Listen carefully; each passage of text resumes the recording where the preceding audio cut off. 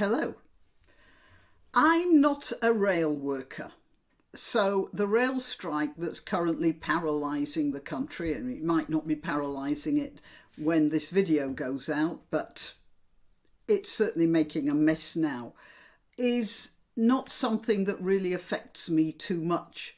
And actually that's part of the problem. I don't live in an area where I need to get a train that much, and I'm in a social position where I can avoid getting a train. You know, I can just put off a trip to town or to visit friends or whatever, and in any case, I do use my car. So I am not affected by that. And actually that's part of the problem, because people like me can work from home. Most of my family are people who actually work from home. One of my family teaches remotely on Zoom. I don't think he's been out to teach in 2 years. So this sort of middle class setup, it doesn't affect us. It affects the sort of people who can't work from home. It affects the electricians, the care workers. It even affects those much despised burger flippers, doesn't it? Who earn an honest living despite the fact that they get about as much contempt from society as an Indian water carrier. Right, so one of my subscribers asked me to give my opinion about the rail strike, and I'll start off by saying that I remember the 1970s when there was one strike after another as the government gave way to one union, and the unions were very strong then. As the government gave way to one union and gave them, shoved them a bung of money, then the next union took over. And actually it's recently emerged that several of these more powerful unions had movers and shakers in them who were in the direct pay of the Soviet Union. Of course, that shouldn't really be a surprise. It was in the definite interests of the Soviet Union to cripple Western countries, and Britain is a particular bugbear of Russia, always has been, still is. I mean, despite the fact that there are sanctions being put on Russia by countries all over the world, Russia can do little else but talk about exploding a nuclear device over Britain that will completely obliterate all the islands in the system. So, there's something about Britain that particularly irks Russia. Anyway, it really shouldn't have been a surprise that there were union leaders who were actually being paid to cause trouble. And it wouldn't surprise me if I lived that long, in 40, 50 years' time, when these secrets come, 30 years, when the secrets come out, that some of these people are also in the pay of now Russia, and for similar reasons. But there is an equally good explanation in the fact that the unions are panicking as they see their influence diminishing. Now, I made a video, the last but one video, I think, anyway, about Unison. Another big union passed some sort of a resolution about trans rights and distributing material indoctrination to you and me, material about trans rights and pronouns and all the rest of it, to union members. And you really think that unions would have better things to worry about, wouldn't you? But also the fact is they have very little to do. It's like Stonewall, which was an organisation that worked very hard and very heroically for the rights of homosexual people. And now, finding that they've got everything that they'd worked for, more or less, they just need to tread water to make sure none of these rights get pulled back. But that's not going to give so many of them much work.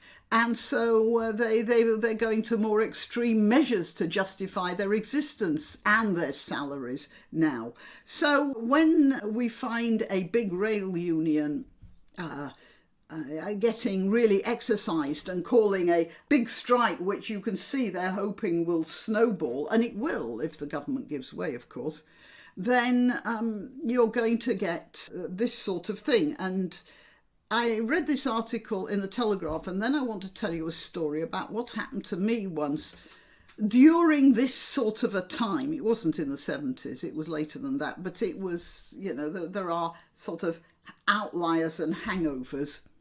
Happened to me, my experience, so I know exactly what they're talking about in this article. Archaic rules mean it takes 9 workers to change a plug socket. The RMT are accused of calling a strike to defend a host of outdated practices. Okay, rail unions have been accused of bringing the country to a standstill over archaic working practices that mean menial tasks such as changing a plug socket would take a team of 9 workers. Industry sources on Tuesday shed new light on inefficiencies that are costing taxpayers billions of pounds. We can't roster individuals, said one industry source. Let's imagine you want to change a single socket to a double in your kitchen. Potentially you'd need an electrician, a tiler and a plumber, as your dishwasher waste pipe will need adjusting too. Alternatively, you could find a competent odd jobber to do the whole task. In Network Rail, we can't roster individuals, only teams, and we can't multi-skill those teams. So we need to send a team of 3 electricians, 3 tilers and 3 plumbers. 9 people to do a job 1 person could do. I don't know why he's talking about 3, but maybe that's just in case 1 or 2 of them go off sick or can't get to work in time because there's a rail strike. And so they have to have a spare or 2 to make sure that the other set of the team aren't hanging around. That's my speculation. I don't know if anyone actually knows why there's this 3-3-3 thing. And it's not in accordance with my suggestion, then let me know. 80% of the most common infrastructure faults could be fixed by small multi-skilled teams. You mean like housewives? That was a mean stab, wasn't it? Andrew Haynes, chief executive of Network Rail, on Tuesday said poor productivity had become deeply entrenched throughout the railways. Yeah, well, you see, that's one of the problems when you have these big organisations. You get certain people doing certain jobs and then it becomes a habit. And unfortunately, it's the sort of thing that just gets passed on from craftsman to apprentice, really. We are such an archaic industry in many of our working practices. We can offer a good pay rise to our colleagues and good value for the taxpayer if only we can get sensible reforms. You see, there's one of the things about checking the lines, for instance. There used to be teams of men who would walk the railway lines with hammers, banging the rails as they went along, and then they'd make reports about possible problems. And yes, that was necessary. Now the companies just want to put cameras in the front of the trains with electronic readouts. Well, you see, you can do that. I know there are things sometimes that are wrong with electronic readouts, but then sometimes there are things wrong with bad workmen who skip sections or whatever. So it swings and roundabouts, isn't it? But of course, the unions want to keep those men employed. That's their job. So they insist that, I don't think there are men actually walking the lines with hammers anymore, but it's that sort of thing I'm talking about. So they give an example of the renovations to Birmingham New Street Station, which began in 2010. Prior to the rebuild, train crews were based in a dark and dank room in the bowels of the 19th century station. Once the £750 million station rebuild got underway in 2010, crews were moved to the Guildhall in central Birmingham, a short walk away. An industry source claimed The trade union insisted we renegotiate the walking time allowance. You understand? When they're sitting there in the cafe, in the Guildhall, having their cup of coffee, and then it's time for them to go to the station, the clock on their hours, the hours that they're paid, starts the minute they walk out of the Guildhall door, not the minute they get into Birmingham New Street Station. Well, you can make an argument for that, but anyway, listen to the way they calculated it. So this is called walking time. The trade union used a driver with a gammy, so they got somebody to do it, and they got somebody who was semi-crippled. A gammy leg, they said here. And timed them from the end of the longest train at the furthest extent of the station to reach the Guildhall. And even then, not via the rear exit to the Guildhall, which spills out directly across the road from the station, but all the way around the building to use the main entrance where the lifts were located. The new walking time allowance was set at 12 minutes. Well, all right, so you can make an argument that a driver might not have to be the fittest person in the world. The point about a driver is that he has to be able to hold the dead man's handle, and he has to be able to keep his eyes on the track for however long the journey is. And that's about it. How well his legs work might not be an issue. So we have to say that there will be some drivers who are not as sprightly on their feet as others. But then you don't have to make that a rule for all of them, do you? If somebody has a registered disability, then the walking time may be increased. Apart from that, anybody else of normal fitness.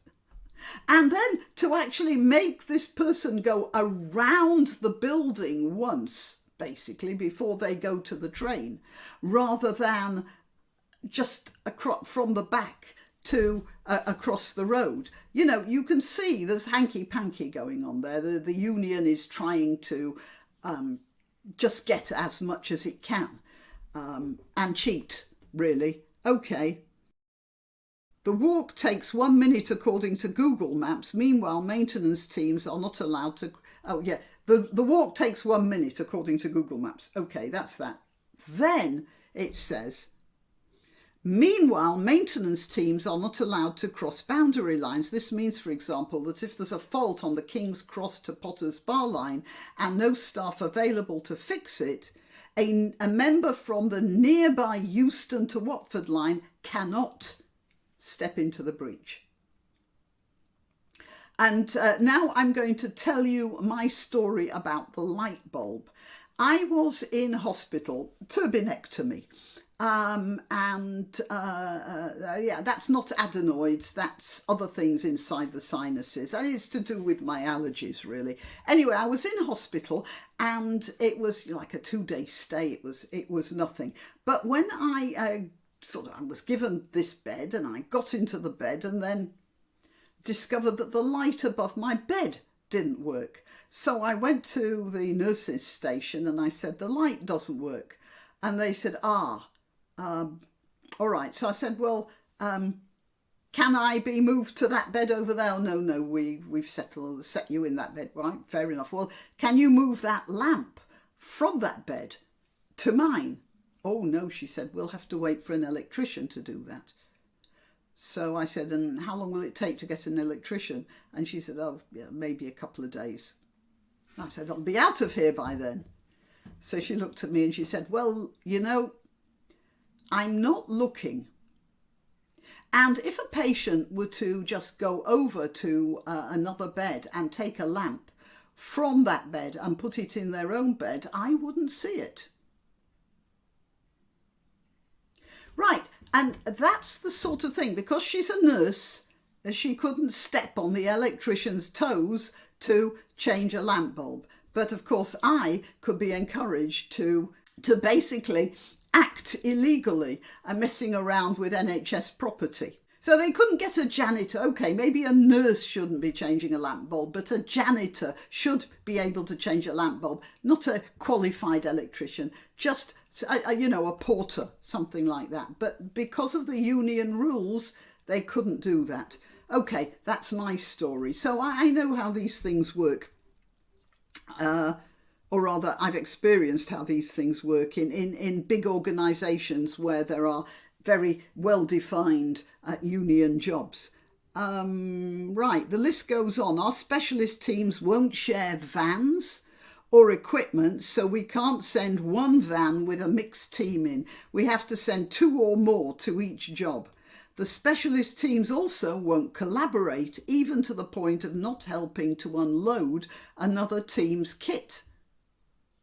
Switching desks at short notice, commonplace in many 21st century offices, is also off limits. In a major signalling centre, we have up to half a dozen stations, desks with computers and screens on. If at the 11th hour someone doesn't turn up or falls sick, we can ask a perfectly competent and qualified colleague to switch desks as they haven't had adequate notice. Hours before the strike began on Tuesday, rail chiefs vowed to dump outdated working practices and cut 1,800 staff. In a letter to trade unions, Network Rail said it would press ahead with plans to cut jobs and overhaul working hours in an effort to slash costs. You see, basically in the 70s, the unions did this and they reduced Britain's economic worth in the world, and they lost jobs. People lost jobs because of union action, and the same thing is happening here. Jobs are being lost. So what will happen is jobs in the union, in the rail union, rail jobs in the rail union will be lost because the Network Rail people are going to cut them anyway, and other people are going to lose jobs as customers fail to turn up to shops that aren't getting the custom anymore. It's altogether very dangerous. Apparently the government says it's going to do something about this. I don't quite know what. You can't force people, well, you're not supposed to be able to force people to work on the end of a gun, but there has to be something that they can do to stop this strangulation of the economy, really. Tim Shoveler.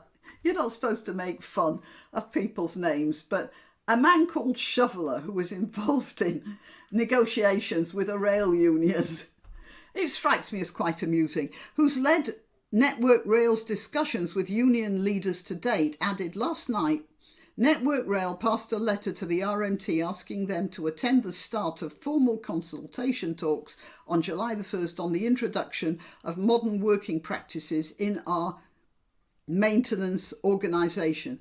The changes will mean dumping outdated working practices and introducing new technology. Okay, so basically that's it. Where are my notes? Just a minute. I just want to see if there's anything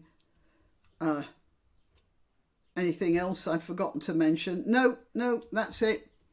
That's what's going on. So Margaret Thatcher beat the unions more or less, and it's quite notable that when you get a prime minister, her hair was like a helmet. Well, Boris Johnson's got the hair. Let's hope he can live up to it.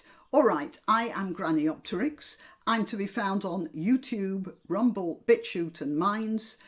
I let you know when I've uploaded a video as @Granniopteryx on Twitter, Gab and Parler. Please subscribe to one of those platforms because sometimes YouTube doesn't let you know when I've uploaded a new video. It seems coincidentally to be stuff that YouTube doesn't really like that much. Just by coincidence, I'm sure. So that's it. And provided that there are no strikes in the network, you'll be seeing this video and you'll be sharing it and you'll be contributing to the channel and you'll be clicking that subscribe button just to check that you are subscribed. And yeah, that's it. Till next time. Why not treat yourself or a favoured relative or friend to these magnificent examples of merch? The mugs and t-shirts come in the granniopteryx design or Granbo with a firearm or the more deadly knitting needles. Go to www.granniopteryx.com and whatever platform you're watching this on, please click like, subscribe and share, share, share.